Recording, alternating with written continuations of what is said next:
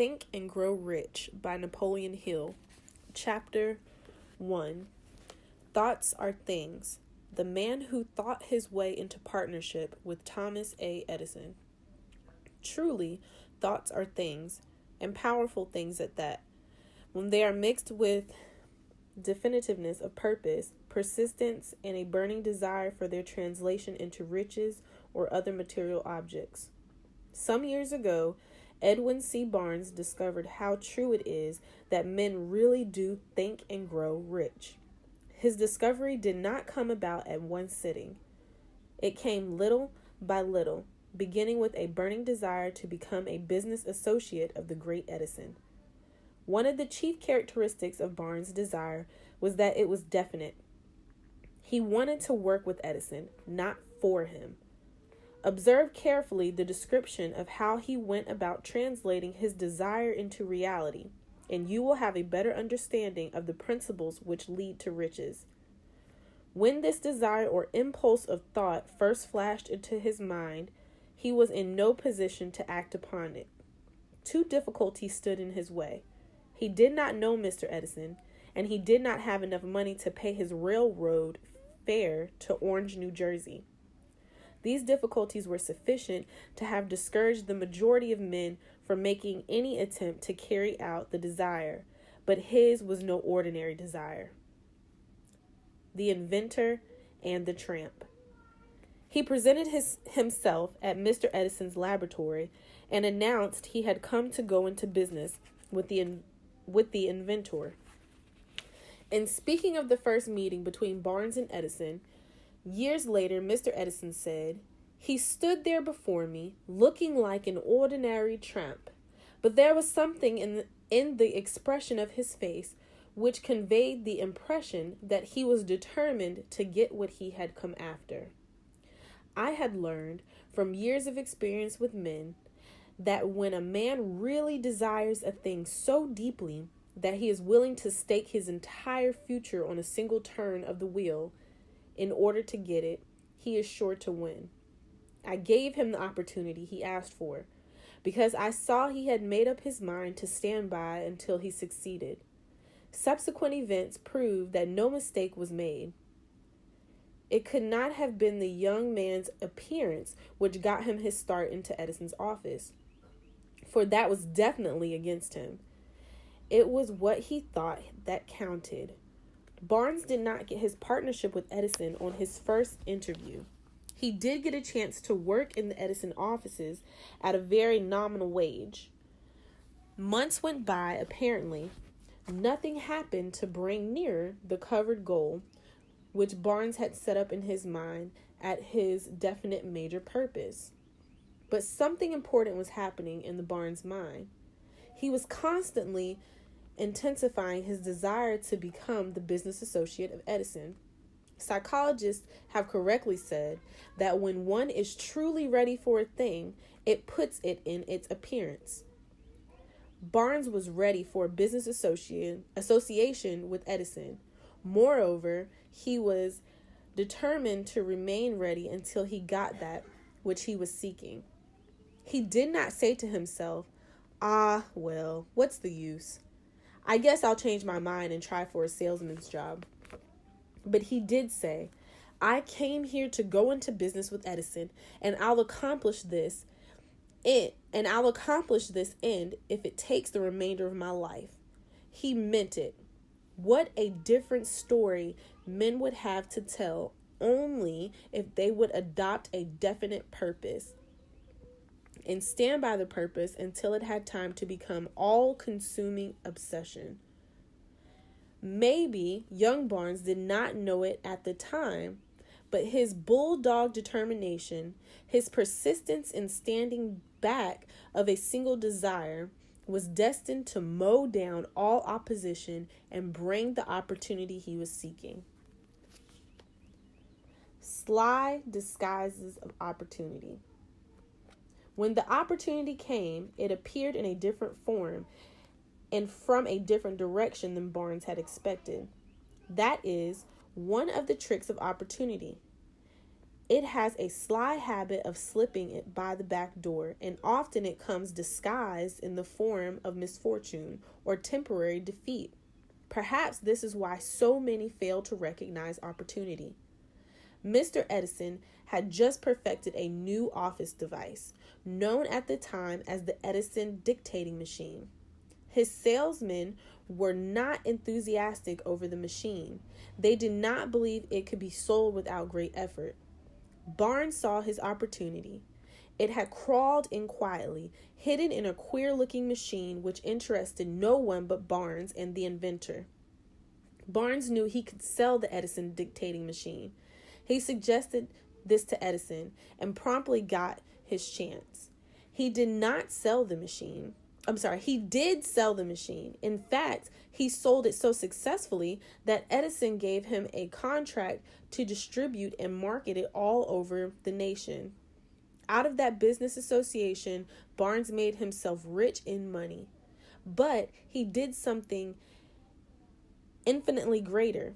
He proved that one really may think and grow rich. How much actual cash that original desire of Barnes was worth to him, I have no way of knowing. Perhaps it brought him $2 or $3 million, but the amount, whatever it is, becomes insignificant when it is compared with the greater asset he acquired in the form of definite knowledge that an intangible impulse of thoughts can be transmitted into material rewards by the application of known principles. Barnes literally thought himself into a partnership with the great Edison. He thought himself into a fortune. He had nothing to start with except the capacity to know what he wanted and the determination to stand by the desire until he realized it. 3 feet from gold. One of the most common causes of failure is the habit of quitting when one is overtaken by temporary defeat. Every person is guilty of this mistake at one time or another. An uncle of R.U. Darby was taught by the gold fever in the gold rush days and went west to dig and grow rich. He had never heard that more gold has been mined from the thoughts of men than has ever been taken from the earth. He staked a claim and went to work with pick and shovel. After weeks of labor, he was rewarded by the discovery of the shining ore. He needed machinery to bring the ore to the surface. Quietly, he covered up the mine, retraced his footsteps to his home in Williamsburg, Maryland, told his relatives and a few neighbors of the strike. They got together money for the needed machinery and had it shipped. The uncle and Darby went back to work with the mine. The first car of ore was mined and shipped to a smelter. The returns proved that they had one of the richest mines in Colorado. A few more cars of that ore would clear the debts. Then would come the big killing and profits. Down went the drills. Up went the hopes of Darby and uncle. Then something happened. The vein of gold ore disappeared. They had come to the end of the rainbow, and the pot of gold was no longer there. They drilled on, desperately trying to pick up the vein again, all to no avail. Finally, they decided to quit. They sold the machinery to a junk man for a few $100s and took the train back home. The junk man called in a mining engineer to look at the mines and do a little more calculating. The engineer advised that the project had failed because the owners were not familiar with fault lines. His calculations showed that vein would be found just 3 feet down from where the Darbys had stopped drilling. That is exactly where it was found. The junk man took millions of dollars in ore from the mine because he knew enough to seek expert counsel before giving up. I will never stop because men say no. Long after, Mr. Darby recouped his loss many times over.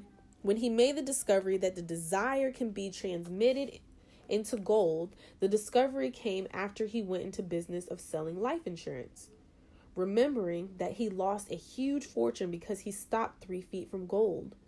Darby profited by the experience in his chosen work, by the simple method of saying to himself, I stopped 3 feet from gold, but I never stop because men say no when I ask them to buy insurance.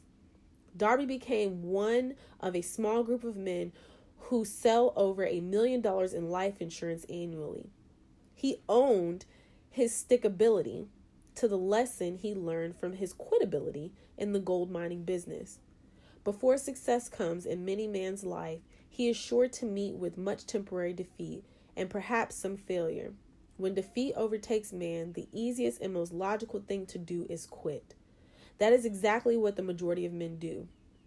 More than 500 of the most successful men this country has ever known told the author great success came just one step beyond the point at which defeat had overtaken them. Failure is a trickster with a keen sense of irony and cunning. It takes great delight in tripping one when success is almost within reach. A 50-cent lesson in persistence.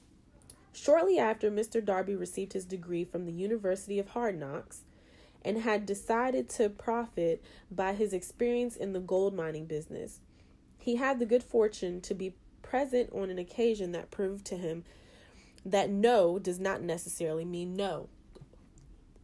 One afternoon, he was helping his uncle grind wheat in an old-fashioned mill. The uncle operated a large farm on which a number of colored sharecrop farmers lived. Quietly, the door was opened, and a small colored child, the daughter of a tenant, walked in and took her place near the door. The uncle looked up, saw the child, and barked at her roughly. "What do you want?" Meekly, the child replied, "My mammy say send her 50 cents. "I'll not do it," the uncle retorted. "Now, you run on home." "Yes, sir," the child replied.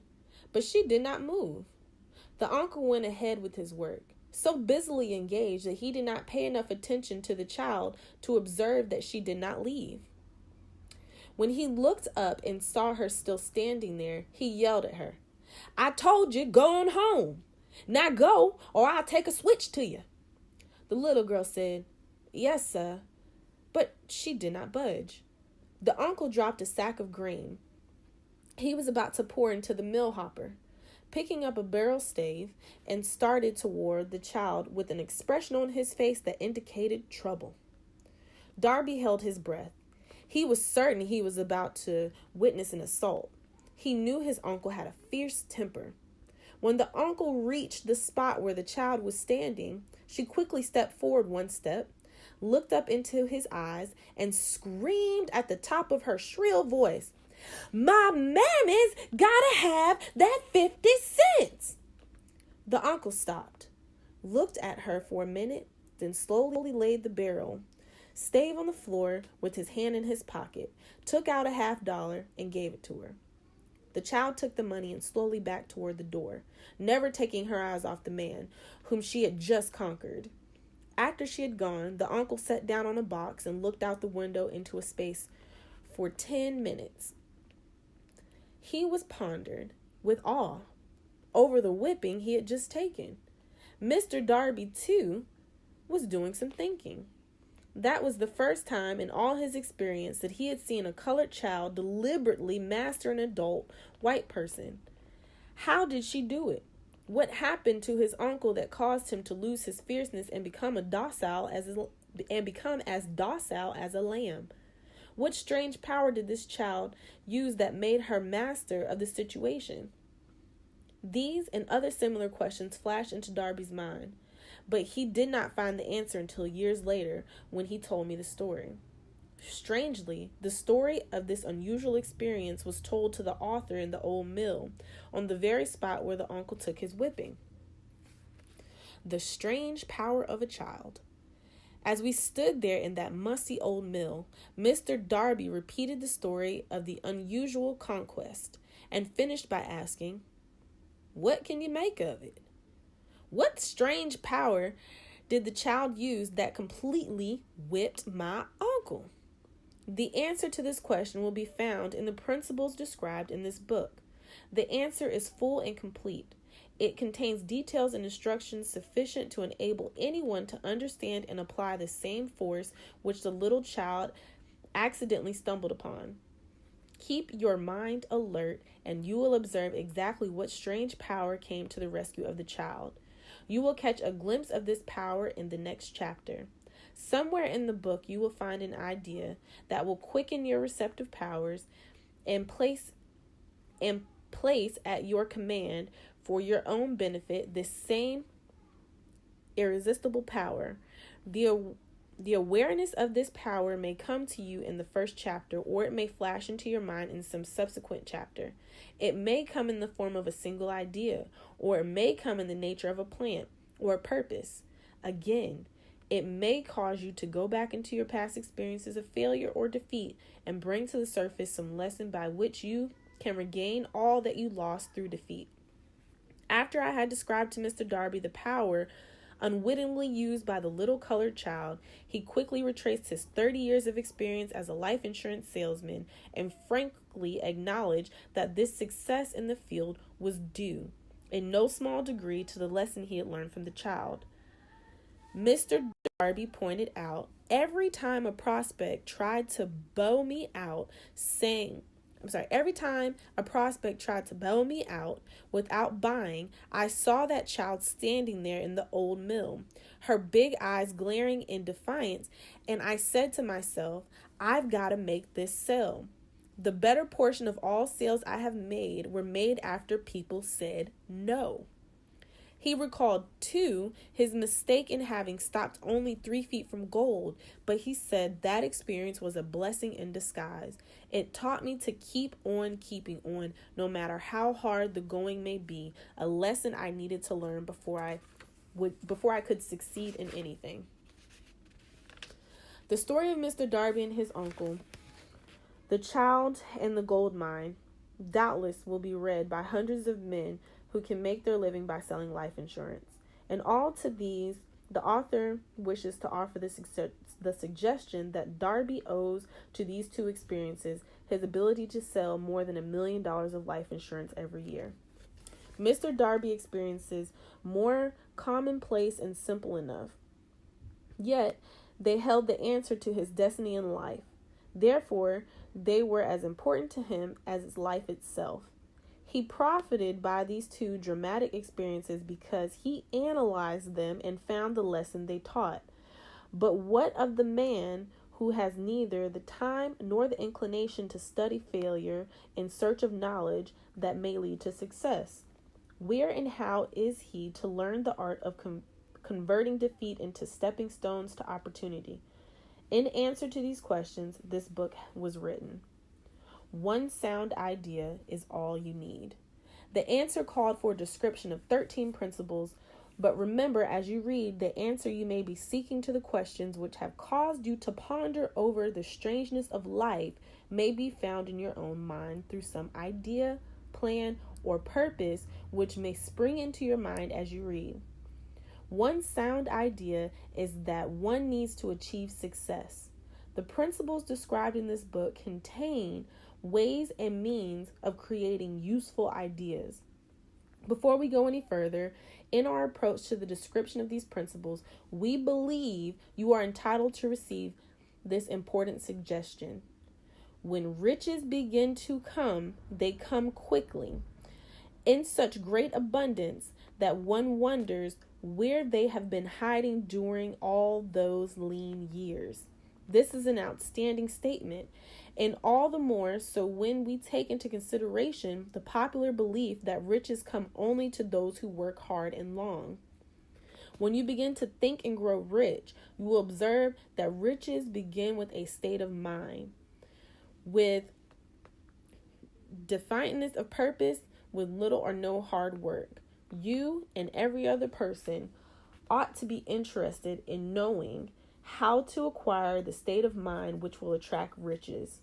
I spent 20 years in research because I too wanted to know how wealthy men become that way. Observe closely. As soon as you master the principles, this philosophy, and begin to follow the instructions for applying those principles, your financial status will begin to improve, and everything you touch will begin to translate itself into an asset for your benefit. Impossible? Not at all. One of the main weaknesses of mankind is the average man's familiarity with the word impossible. He knows all the rules which will not work.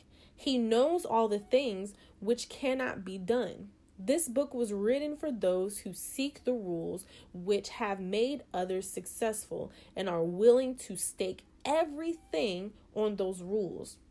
Success comes to those who become success conscious. Failure comes to those who indifferently allow themselves to become failure conscious. The object of this book is to help all who seek it to learn the art of changing their minds from failure consciousness to success consciousness.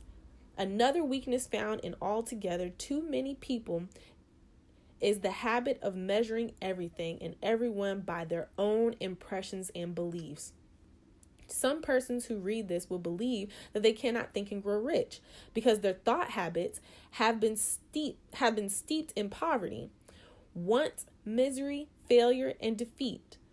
These unfortunate people remind me of the prominent Chinese who came to America to be educated in American ways. He attended the University of Chicago. One day, President Harper met this young Oriental on campus, stopped to chat with him for a few minutes, and asked what had impressed him as being the most noticeable characteristic of the American people. "Why?" the student exclaimed. "The queer slant of your eyes. Your eyes are off slant." What do we say about the Chinese? We refuse to believe that which we do not understand. We foolishly believe that our own limitations are the proper measure of limitations. Sure, the other fellow's eyes are off slant, quote unquote, because they are not the same as our own. The impossible Ford V8 motor. When Henry Ford decided to produce his famous V8 motor, he chose to build an engine with the entire 8 cylinders cast in one block and instructed his engineers to produce a design for the engine. The design was placed on paper, but the engineers agreed to a man that it was simply impossible to cast an 8-cylinder engine block in one piece. Ford said, "Produce it anyway." "But," they replied, "it's impossible." "Go ahead," Ford commanded, "and stay on the job until you succeed, no matter how much time is required." The engineers went ahead. There was nothing else for them to do. If they were to remain on the Ford staff, 6 months went by, nothing happened. Another 6 months passed, and still nothing happened. The engineers tried every conceivable plan to carry out the orders, but the thing seemed out of the question. Impossible. At the end of the year, Ford checked with his engineers, and again they informed him that they had found no way to carry out his orders. "Go right ahead," said Ford. "I want it, and I'll have it." They went ahead, and then, as if by a stroke of magic, the secret was discovered. The Ford determination had won once more. This story may not be described with minute accuracy, but the sum and the substance of it is correct. Deduce from it, you who wish to think and grow rich, the secret of the Ford millions, if you can. You'll not have to look very far. Henry Ford was a success because he understood and applied the principles of success. One of these is desire, knowing what one wants. Remember the Ford story as you read and pick out the lines in which the secret of his stupendous achievement have been described. If you can do this, if you can lay your finger on the particular group of principles which made Henry Ford rich, you can equal his achievements in almost any calling for which you are suited. Why are you the master of your fate? When Henley wrote the prophetic lines, "I am the master of my fate, I am the captain of my soul," he should have informed us that we are the masters of our fate, the captains of our souls, because we have the power to control our thoughts. He should have told us that our brains become magnetized with the dominating thoughts which we hold in our minds, and by means with which no man is familiar. These magnets attract to us the forces, the people, the circumstances of life which harmonize with the nature of our dominating thoughts. He should have told us that before we can accumulate riches in great abundance, we must magnetize our minds with intense desire for riches, that we must become money conscious. Until the desire for money